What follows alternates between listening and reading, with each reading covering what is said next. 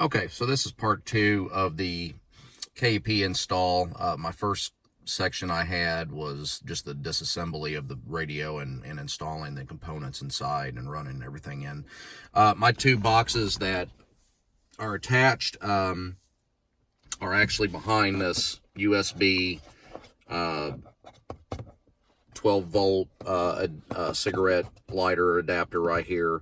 This little panel right here pops out, so I've got it mounted under right behind that and such. I had mentioned, I think on the message board, that I had a problem with one of the cables. One of the cables has got really thin wire on it, and if you don't watch out, you'll break one of those wires just trying to pull that connector back out.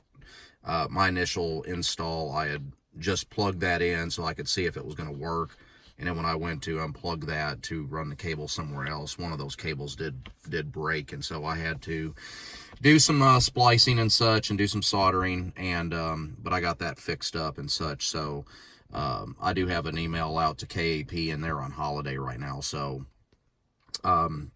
they will get back to me, I think, on Monday to see if I can get a replacement for that wire. But I do have everything working just fine on that now. Again, this is the 7-inch Pioneer base in-tune unit. I've got a 2018 Camry XSE and such, obviously without the JBL audio and the navigation and all that. But running through, and I'm actually recording this on my phone, but I'm going to be using my son's phone for the CarPlay aspect of things. The first thing you need to do is hit the home button and hold it, and it pulls up our Navi screen right here. It says system ready, and then from there, you're going to take your lightning cable or your USB-C or whatever you're using in regards to what system you're using, whether it's the CarPlay or the Android Auto. I don't have an Android to test this, so I don't know how that's going to actually work. But anyway, plug that in, and it says unlock. Hope I know my son's password on his phone. And there we go. And so, again, we've got just some base things on here. He's only 13, so he doesn't have like Google Maps. I don't have Google Maps or anything like that loaded on his phone or anything like that. But on my phone, it does come up with Google Maps and any really app that is CarPlay accessible, like Waze and Google Maps and I believe Pandora and XM. I do have the streaming part of XM, and such. My other vehicle, which is a Jeep Cherokee, does have the XM module built into the stereo.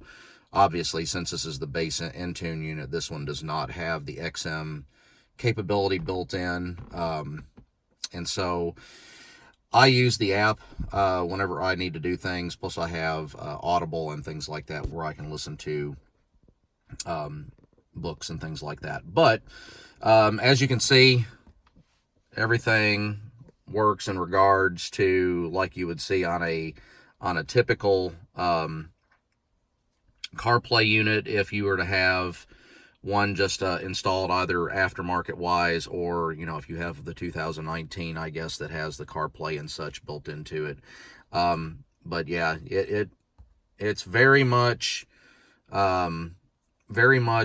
just like I had a Pioneer system, an aftermarket Pioneer system installed here, but I wanted, the factory abilities with some things in here and all that. I had another Camry before I bought this 18 model that I had that Pioneer installed into, and so I bought the kit stuff that was on another one of the threads for the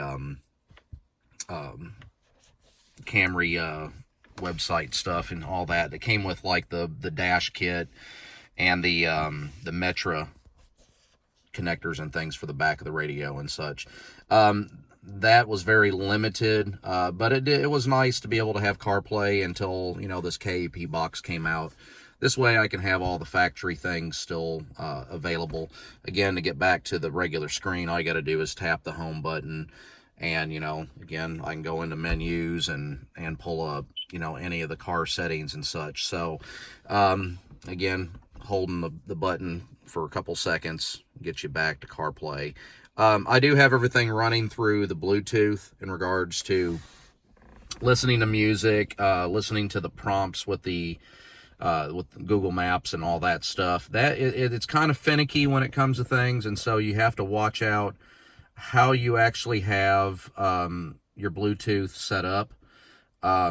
Sometimes I have to go into a couple settings just to make sure that it's not set to CarPlay in regards to the streaming aspect of things.